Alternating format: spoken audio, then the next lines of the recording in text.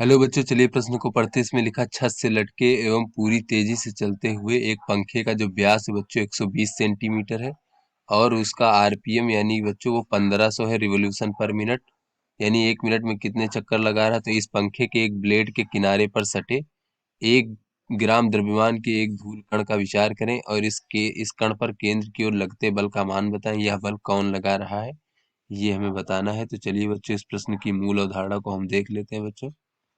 तो बच्चों, इस प्रश्न की मूल अवधारणा में हम ये देख लेते हैं कि अगर कोई वस्तु जो है इस प्रकार से वृत्तीय पथ पर बच्चों गति कर रहा है, तो वृत्तीय पथ पर गति करने के लिए उसे जो है बच्चों एक अभिकेंद्र बल की आवश्यकता होती है, जिसकी दिशा केंद्र की ओर होती सदैव।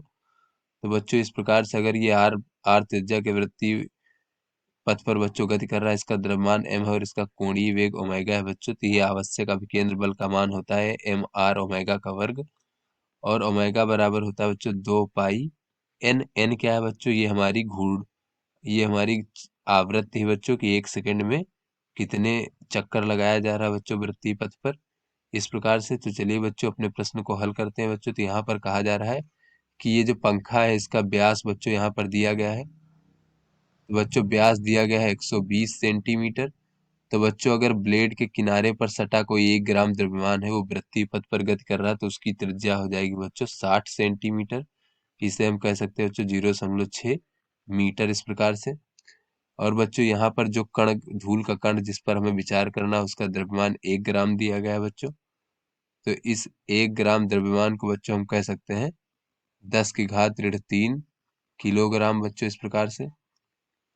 उसके बाद बच्चों, हम यहाँ पर देख लेते हैं कि ये जो इसका रिवोल्यूशन दिया हुआ है बच्चों, एन का मान दिया गया है 1500, आवृत्ति दी गई बच्चों 1500 रिवोल्यूशन प्रति मिनट। तो बच्चों, इसको हम कह सकते हैं कि अगर इसको हम प्रति सेकंड देखें बच्चों, तो ये हो जाएगा 25 चक्कर प्रति सेकंड बच्चों, ये हमारी आवृत्ति ज्ञात हो गई। तो यहाँ से बच्चों, अगर हम कोणीय वेग ओमेगा देखें 2 पाई n, तो बच्चों ये 2 पाई n का मान हमें प्राप्त हो जाएगा बच्चों 157.14 रेडियन प्रति सेकंड बच्चों, रेडियन प्रति सेकंड।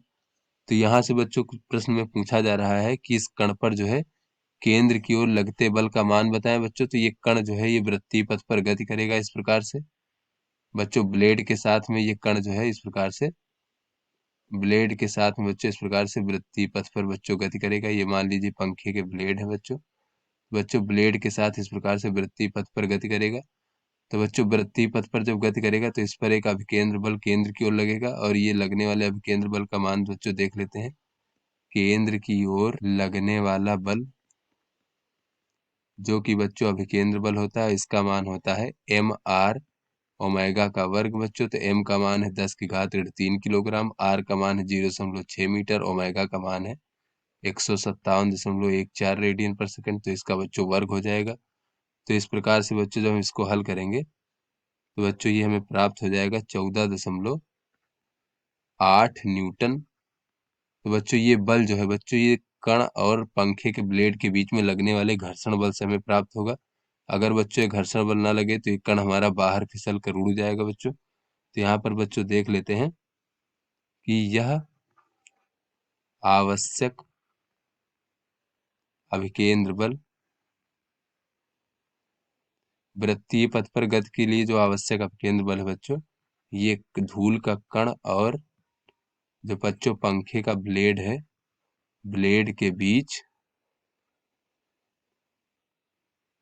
घर्षण बल से प्राप्त होता है।